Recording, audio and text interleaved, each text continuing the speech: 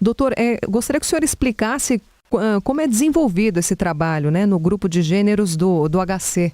Então, o trabalho é no Instituto de Psiquiatria e é um trabalho só de psicoterapia. Então, são as pessoas que querem ter um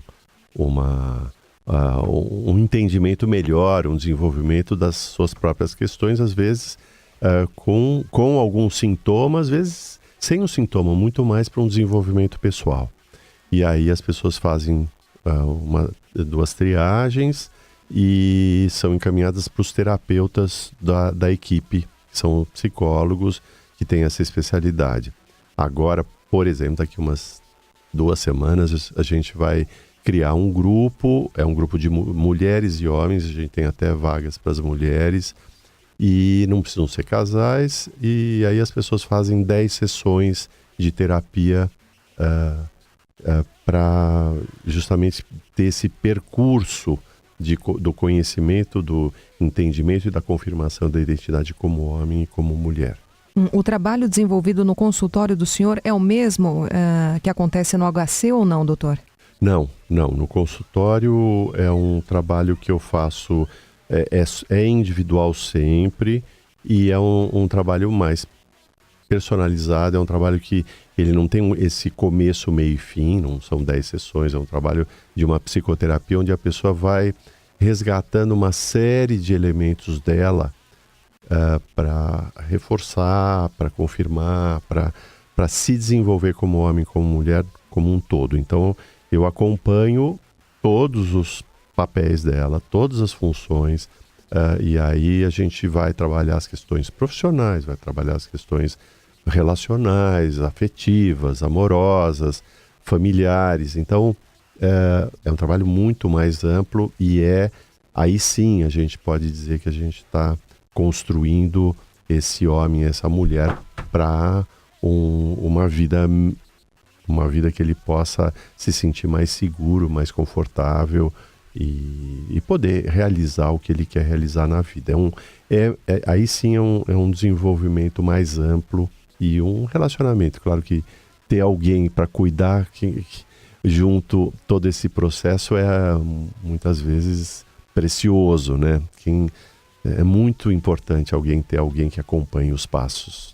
Doutor, eu conheço as terapias de casais, né? Já ouvi falar das terapias de casais. Existem as terapias entre pais e filhos, em que o filho também está presente lá com a sua mãe, com o seu pai, ou não? Então, os meus pacientes no consultório, em geral, principalmente nas primeiras, eu sempre tento trazer ou a mulher ou o marido, alguém que possa também vir para fazer esses primeiros contatos e eu entender como é aquela pessoa. Porque uma coisa é a pessoa que me traz como ela é, outra coisa é como ela é vista, né? E aí eu vou poder usar esse material para depois para sessões com os pacientes. Muitas vezes, não é incomum que ao longo do trabalho apareçam quando existe a situação com filhos, apareça um momento onde seja muito importante a gente fazer o que se chamaria uma sessão vincular. Não é uma terapia ao longo do tempo com pai e filho, existe também, mas então vamos chamar seu filho ou sua filha e vamos conversar um pouco a respeito disso, né? Vamos ver como ele está te vendo, ela está te vendo e como você está lidando, e isso é material para depois a gente trabalhar nas sessões. Então, tudo que a gente puder enriquecer esse trabalho que se faz do desenvolvimento de uma pessoa através dos vínculos que ela tem nessas sessões vinculares é muito rico, muito rico. Então, às vezes esse pai não está entendendo o que vem do lado de lá. Ele não lê, até porque quando a gente está convivendo no dia a dia não consegue perceber claramente o que existe lá naquela relação. E aí, quando vem para esse espaço, é um espaço privilegiado, mais seguro, é um espaço onde dá para perceber o que um está fazendo com o outro, que está estimulando para o outro reagir daquela maneira, é um ganho muito grande. Doutor, uma participação aqui pelo Facebook do Adilson Deitos. Ele diz que tem 37 anos, está num relacionamento estável há 15 anos, não tem filhos e diz que os pais se separaram quando ele tinha 9 anos. Presenciou violência familiar, diz que é filho de operários. E aí ele pergunta, né? Ele faz uma pergunta bem complexa, inclusive. Pergunta se a mente pode destruir o que a própria mente criou. Né? Ele diz que, afinal de contas, no caso dele, ele tem problemas comportamentais, né? Que ele mesmo identificou, e esses problemas não agradam ele. Né? Diz que parte consegue mudar, mas a grande maioria, a outra parte, ele não consegue alterar. E aí ele pergunta até que ponto ele pode mudar o que ele é. Consegue mudar o que ele mesmo é. O que ele é o que ele é. A gente nem imagina que uma pessoa possa mudar a identidade dela. O que muitas vezes se consegue é que a pessoa consiga rever essa situação. E você falou, ele está num relacionamento estável, está sem filhos. Com uma percepção maior do que é a vida dele, do que foi a vida dele, e até desses medos, ou se não tem medo das agressividades que possam existir dentro dele, conforme ele vai ocupando, eu sempre falo da questão que as pessoas vivem numa casa grande. Muitas vezes elas não ocupam todos os aposentos da casa delas. Às vezes ela fica só no andar, às vezes ela não vai para o sótão, não vai para o porão. Então, conforme ela vai percebendo essas várias áreas da vida dela, aí ela amplia a percepção que ela tem dela.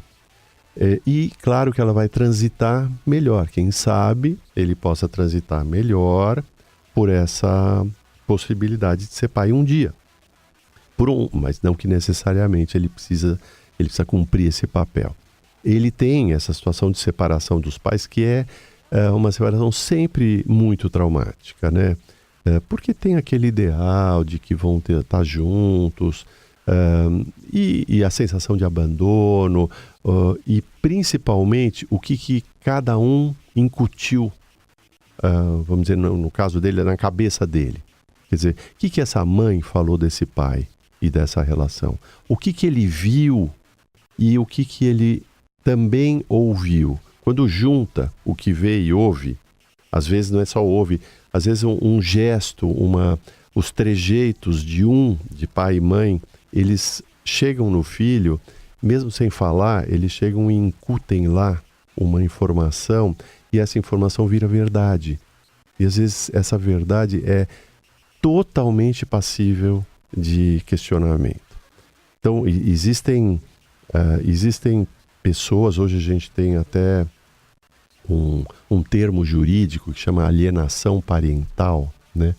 Que é uma possibilidade de se proteger os filhos de pai ou mãe que afastam o ex-cônjuge da relação com o filho, né? Porque alienar o filho de uma relação com pai e mãe, você está inserindo muitas vezes conceitos e preconceitos a respeito desse pai ou dessa mãe que nem são verdadeiros. E se forem, é aquele pai, aquela mãe que ele tem. Então, isso, ele diz, eu vi a violência familiar. Mas vai lá saber se essa violência familiar ele viu com os olhos de uma criança e que condições ele tinha de avaliar isso. Então, quando ele pergunta, dá para a gente mudar, né? Não digo destruir, mas mudar. Quando a gente tem métodos, né, de acesso a traumas emocionais profundos que são riquíssimos. Hoje a gente usa a neurobiologia com a psicologia, né? A neurofisiologia. Tem trabalhos, por exemplo, o trabalho do Brain Spotting, que é localizar pontos cerebrais. E esses pontos cerebrais, quando a gente localiza, que é num diálogo, não é nenhum processo cirúrgico, nada. E a gente vai atrás e busca traumas emocionais relacionados àquilo. E começam a surgir dados, elementos que a pessoa diz assim, mas nunca imaginei que eu ia chegar nisso. E aí é uma reconstrução. Então, eu digo que a gente pode muito acessar a mente e cérebro e ter a possibilidade até de dizer, bom, estamos tratando, cuidando, eventualmente até desenvolvendo novos caminhos, quiçá até curas, né? Até curas.